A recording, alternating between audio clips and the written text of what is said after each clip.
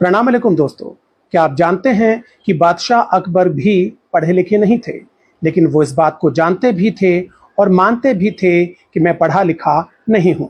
इसलिए उन्होंने मुकम्मल सियासियात यानी एंटायर पॉलिटिकल साइंस की फर्जी डिग्री हासिल करने की कोशिश नहीं की। चूंकि बादशाह को अपनी लिमिटेशंस पता थी, इसलिए वो पढ़ाई लिखाई, साइंस, टेक्नोलॉजी इन सब मामलात में अपना मुंह बंद रखते थे। चूंकि बादशाह ने खुद कभी परीक्षा नहीं दी, इसलिए उन्होंने बच्चों को कभी ये नसीहत भी नहीं दी कि गणित के इम्तिहान में कठिन सवाल पहले सॉल्व करने चाहिए, या नाले की गैस से चाय बन सकती है, या बादलों का फायदा उठाकर मुगलिया जहाज रेडार से बच सकते हैं। अपनी अनपढ़ता को छुपाने के लिए बादशाह अकबर ने अपने से भी कम पढ़े लिखे और जाहिलों को अपना वजीर नहीं बनाया, बल्कि असली डिग्री और असली हुनर वाले एक्सपर्ट्स को अपने दरबार में जगह दी। इनमें से 9 सुपर एक्सपर्ट्स को नवरत्न कहा जाता था। ये नवरत्न चूंकि एक्सपर्ट्स थे, इसलिए बादशाह इनसे सलाह लेते थे, सलाह देते नहीं थे, और देते भी तो नवरत्न फालतू की सलाह को एक्स्ट्रा टू ए बी मानकर इग्नोर कर देते थे। दूसरी बात अकबर बादशाह में यह खास थी कि वो सही आदमी से सही काम लेते थे। मसलन राजा टोडरमल एडमिनिस्ट्रेशन और रेवेन्यू के एक्सपर्ट थे और तानसेन संगीत के। तो अकबर बादशाह ने कभी तानसेन से ये नहीं कहा कि आप रेवेन्यू संभालिए, राजा टोडरमल गीत गाएंगे। कहने का मतलब ये कि बादशाह अकबर ने हिस्ट्री में एमए करने वाले को रिजर्व बैंक का गवर्नर नहीं बनाया। दूसरी बात, बादशाह अकबर की कैबिनेट में सभी की जिम्मेदारियां तय थीं और जवाबदेही भी। ये नहीं कि रेल का मामला हो तो खेल मंत्री जवाब दें, खेल के मामले में तेल मंत्री बोलें, तेल के मामले में जेल मंत्री बयान दें।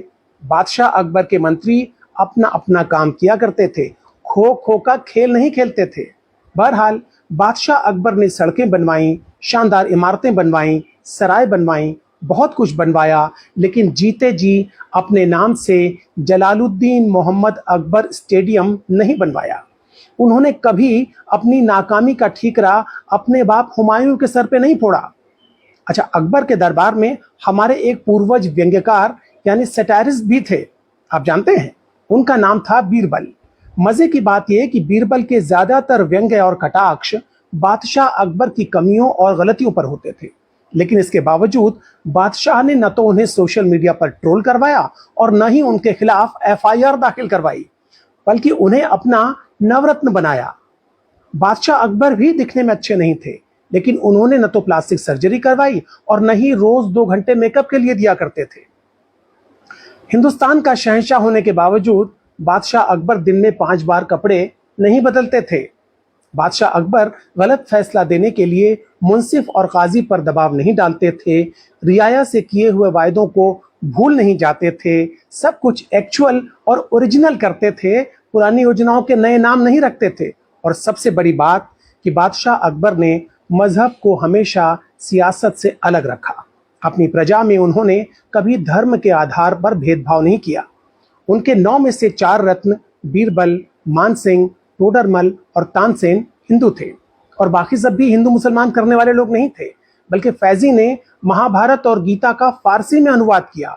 और रहीम के बारे में, अब्दुल रहीम खान खाना के बारे में तो सब जानते हैं कि वो ब्रजनंदन भगवान श्री कृष्ण के अनन्य प्रेमी थे।